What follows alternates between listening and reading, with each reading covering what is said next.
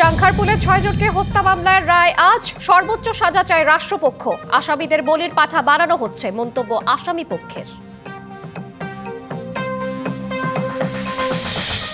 আশা জাগিয়েও রোহিঙ্গা সমস্যার কোনো সমাধান করতে পারেনি অন্তর্বর্তী সরকার। অনেক তৎপরতায়ও আসেনি এক বিন্দু সফলতা। দোষারোপ নয়, রাজনীতি হবে দেশের সাধারণ মানুষের কল্যাণে, বললেন তারেক রহমান।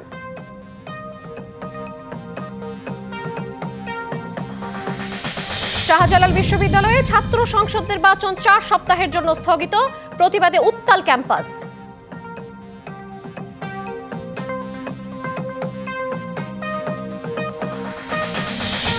পোস্টাল ব্যালট নিয়ে একটি পক্ষ ষড়যন্ত্রে লিপ্ত, অভিযোগ সৌদি বিএনপি নেতাদের। প্রবাসী অভিযুক্ত দলের এক নেতার বাড়িতে পাওয়া গেছে ব্যালট। আশা জাগিয়েও শেষ পর্যন্ত রোহিঙ্গা সমস্যার কোনো সমাধান করতে পারেনি অন্তর্বর্তী সরকার। দেশ বিদেশে একাধিক আন্তর্জাতিক সম্মেলন, এমনকি জাতিসংঘ মহাসচিবের বাংলাদেশ সফরেও আসেনি কোনো সফলতা। সরকার বলছে রোহিঙ্গাদের প্রত্যাবাসন করতে না পারলেও বিশ্বব্যাপী এই সমস্যাটি জাগিয়ে তোলা হয়েছে। আর বিশেষজ্ঞ বলছেন প্রচলিত ধারণার বাইরে গিয়ে সমাধান করতে হবে রোহিঙ্গা সমস্যার। মিয়ানমারে জাতিগত নিধনের কারণে 2017 ও 18 সালে বাংলাদেশে ব্যাপকভাবে অনুপ্রবেশ করে লাখ লাখ রোহিঙ্গা। এরপরও বিভিন্ন সময়ের অনুপ্রবেশ মিলে কক্সবাজারের রোহিঙ্গা ক্যাম্পগুলোতে এখন প্রায় 15 লাখ রোহিঙ্গার বসবাস। শুরু থেকেই রোহিঙ্গাদের প্রত্যাবাসন নিয়ে আলোচনা থাকলেও আওয়ামী লীগের সময়ে আসেনি এর কোনো সমাধান।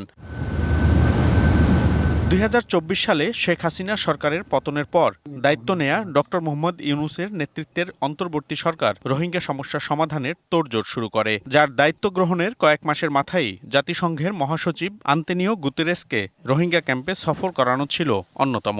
Rohingya crisis originated in Myanmar. এরপর কক্সবাজারে রোহিঙ্গা সমস্যা নিয়ে আন্তর্জাতিক সম্মেলন, কাতারে বিশ্বের বিভিন্ন দেশের প্রতিনিধিদের নিয়ে সম্মেলন এবং জাতিসংঘের সাধারণ অধিবেশনের ফাঁকে রোহিঙ্গা প্রতিনিধিদের অংশগ্রহণের সম্মেলন আশার আলো জাগিয়েছিল রোহিঙ্গা প্রত্যাবাসনের।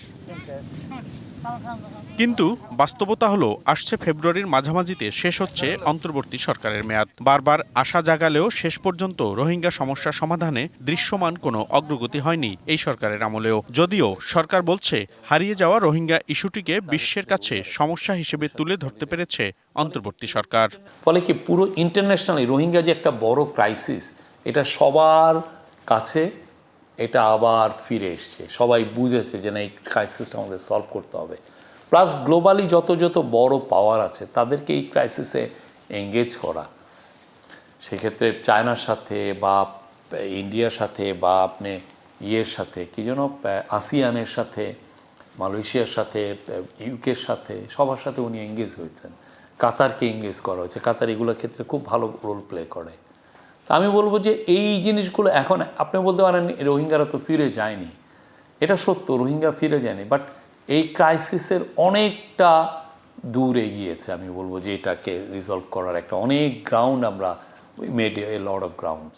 তবে বিশেষজ্ঞরা বলছেন প্রচলিত পদ্ধতি নয়, রোহিঙ্গা সমস্যা সমাধানে আগাতে হবে নতুন কৌশল নিয়ে।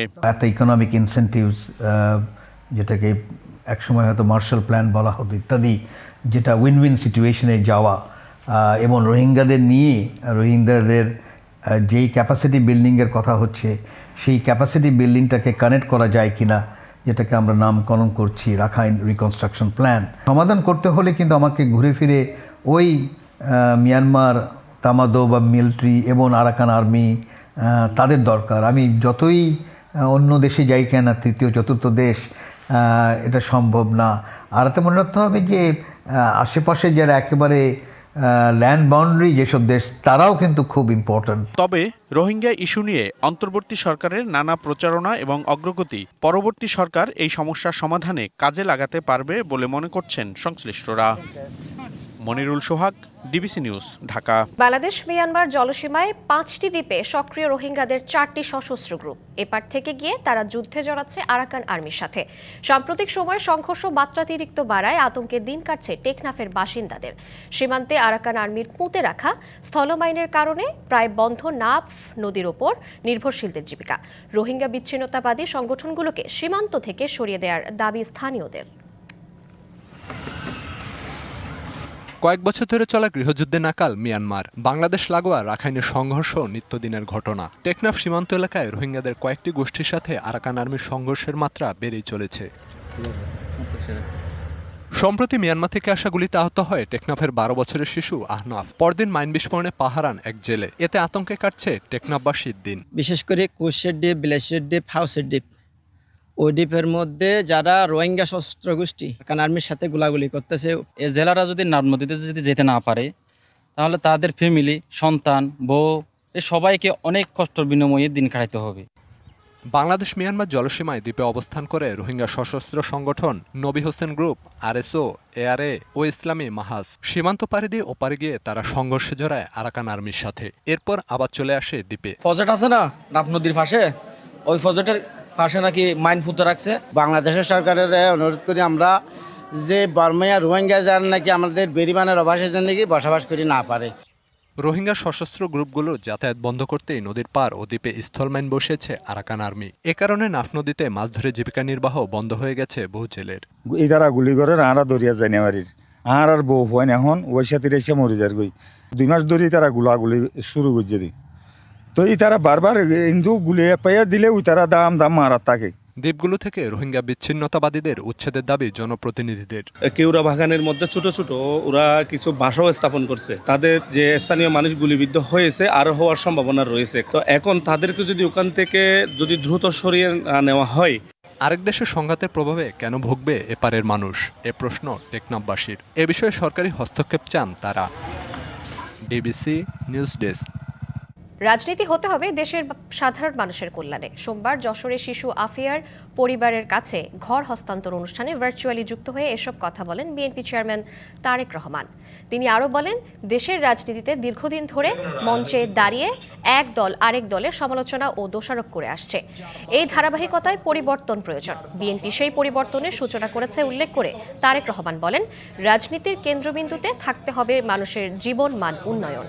আগামীতে জনগণের সমর্থনে সরকার গঠন করতে পারলে ফ্যামিলি কার্ড চালুর মাধ্যমে অসহায় পরিবারগুলোর জন্য সেবা নিশ্চিত করা হবে বলেও জানান তিনি।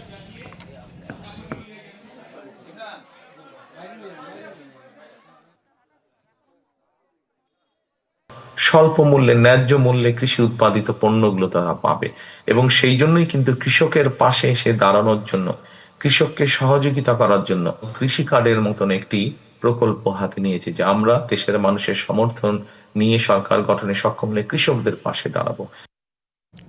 আসন্ন ত্রয়োদশ জাতীয় সংসদ নির্বাচনে পোস্টাল ব্যালট নিয়ে একটি পক্ষ ষড়যন্ত্রে লিপ্ত হয়েছে বলে অভিযোগ উঠেছে।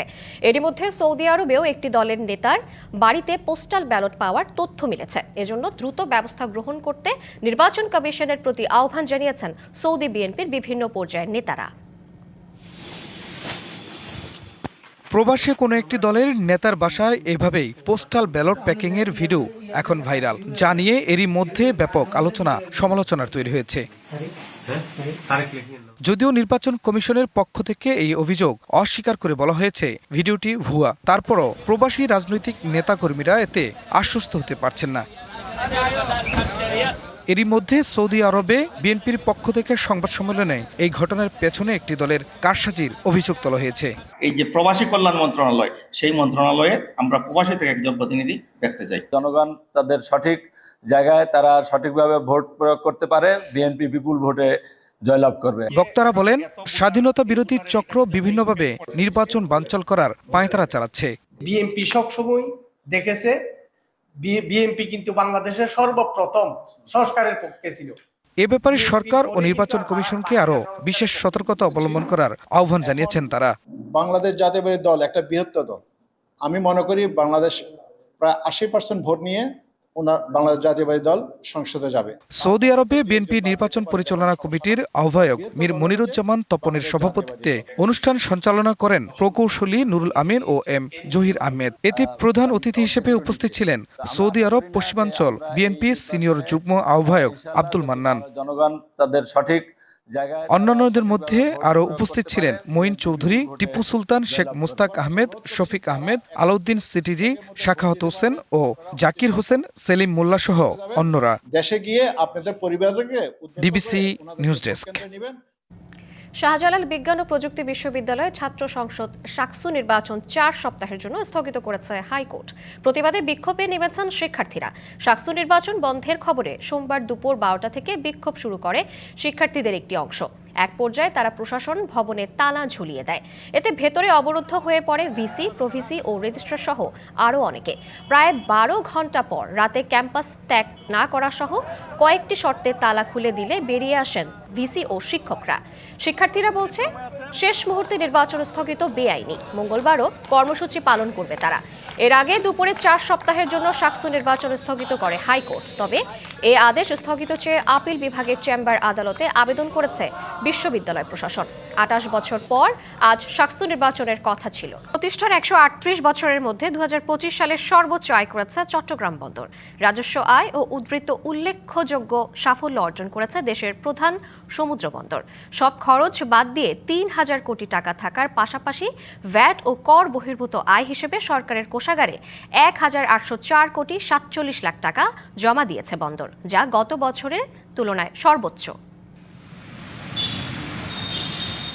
রাজস্ব আয়, উদ্বৃত্ত ও রাষ্ট্রীয় কোষাগারে অবদান, এই 3 ক্ষেত্রেই গত 5 বছরে সাফল্য দেখিয়েছে চট্টগ্রাম বন্দর।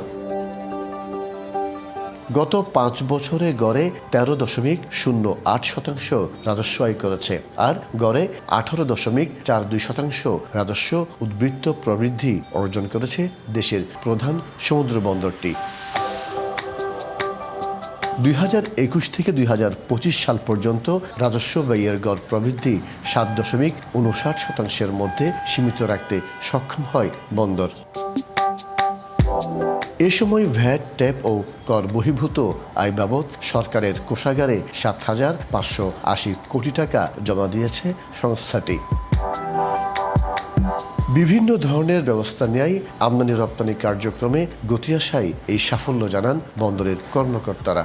চট্টগ্রাম বন্দর আমাদের নিজস্ব বিভিন্ন অপারেশনাল রিকোয়ারমেন্টস মেটানোর পাশাপাশি গতবারের এই রাজস্ব খাতে যে আয় সেটা সর্বকালের মধ্যে সবচেয়ে বেশি। চ্যানেলের সীমা ও গভীরতা বৃদ্ধি এবং অত্যাধুনিক যন্ত্রপাতি যুক্ত হওয়ায় বন্দরের সার্বিক কাজে আগের চেয়ে গতি বেড়েছে বলছেন বন্দর ব্যবহারকারীরা। আমরা যারা শিপিং এজেন্ট, ফ্রেট ফোর্ডার এবং সিএনএফ এজেন্ট আছে, আমাদের সম্মিলিত প্রচেষ্টার ফসলই হলো এই চট্টগ্রাম বন্দরের সাফল্য। বর্তমান যে আমরা হ্যান্ডলিং ক্যাপাসিটি, তার সাথে যদি 5% করে বাড়তে থাকে, তাহলে আমার আগামী 5 বছরে আমাদের অতিরিক্ত আরও 8 লক্ষ টিউজ কন্টেনার আমাদেরকে হ্যান্ডেল করতে হবে। চট্টগ্রাম বন্দরের যাত্রা শুরু হয়েছিল 1887 সালের 25 এপ্রিল। 138 বছরে দেশের এই প্রধান সমুদ্র বন্দরের কার্যক্রম বিশ্বের 110টি দেশের সঙ্গে সংযুক্ত হয়েছে। বিশ্বে চট্টগ্রাম বন্দরের অবস্থান এখন 68তম। মাসুদুল হক, ডিবিসি নিউজ, চট্টগ্রাম। বেনাপোল বন্দরে 2 মাস ধরে আটকে আছে 1.5 শতাধিক রপ্তানিমুখী সুপারি ভর্তি ট্রাক।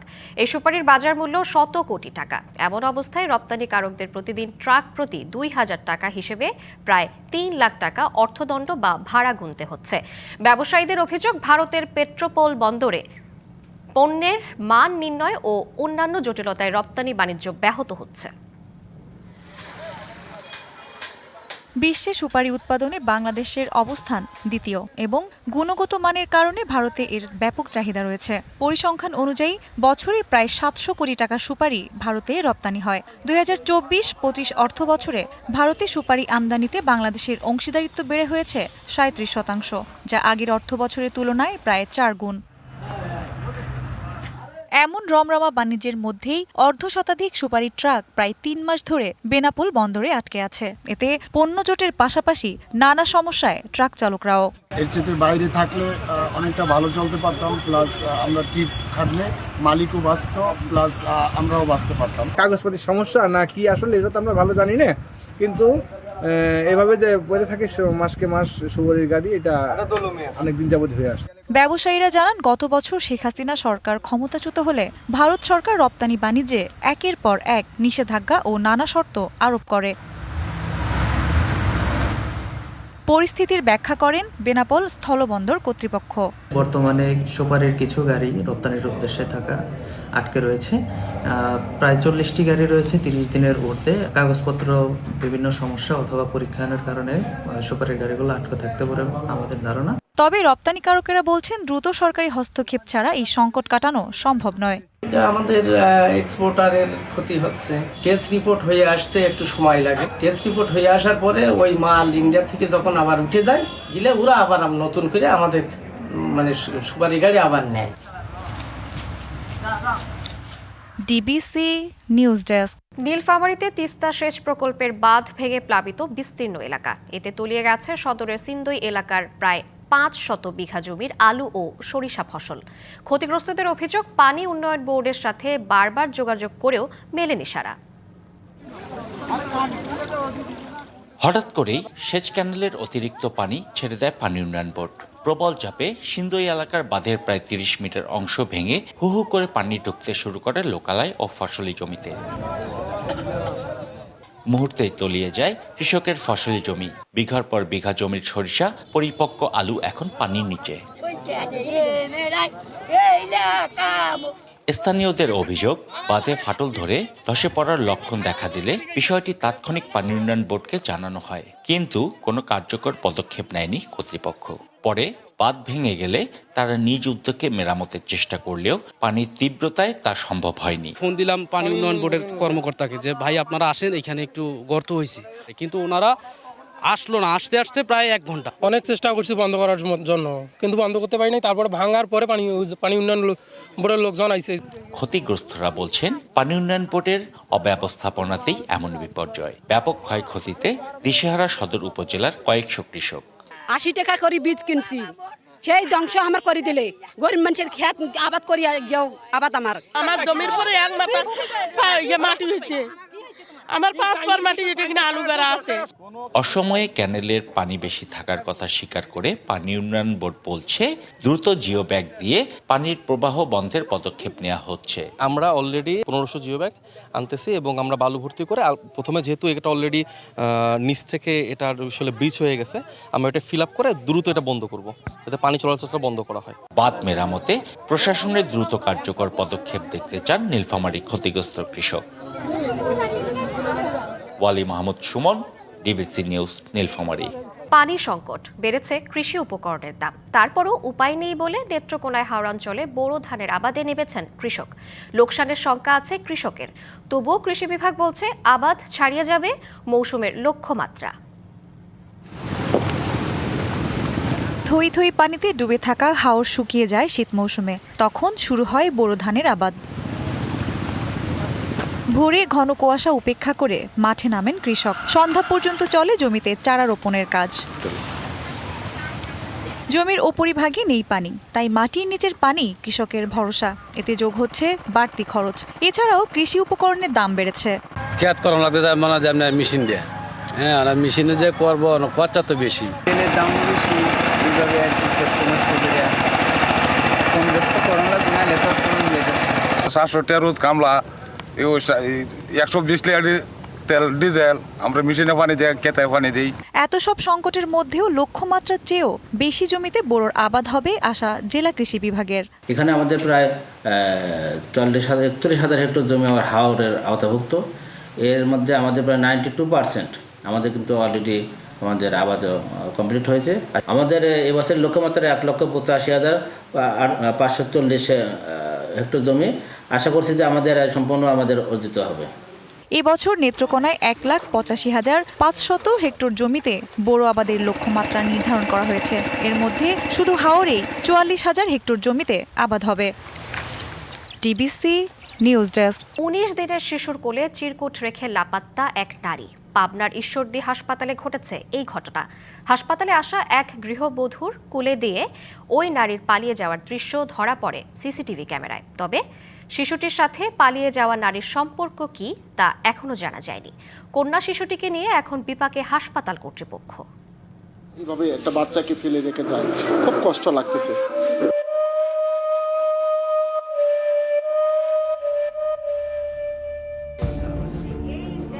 সোমবার দুপুর 12:24 পাবনার ঈশ্বরদী উপজেলা স্বাস্থ্য কমপ্লেক্সের জরুরি বিভাগ। কমলা রঙের ওড়না দিয়ে মুখ ঢাকা এক নারী তার কোলে থাকা শিশুকে হাসপাতালে চিকিৎসা নিতে আসা আরেক নারীর কাছে রেখে বাইরে যান। এরপর প্রায় 1 ঘন্টা শিশুটিকে নিয়ে ওই নারীর ফেরার অপেক্ষায় ছিলেন গৃহবধূ মিষ্টি খাতুন। তবে কোনো খোঁজ না পেয়ে অবহিত করেন হাসপাতাল কর্তৃপক্ষকে। বলছে যে আপু একটু ধরো, আমি আসতেছি বইলা আর আসেনি।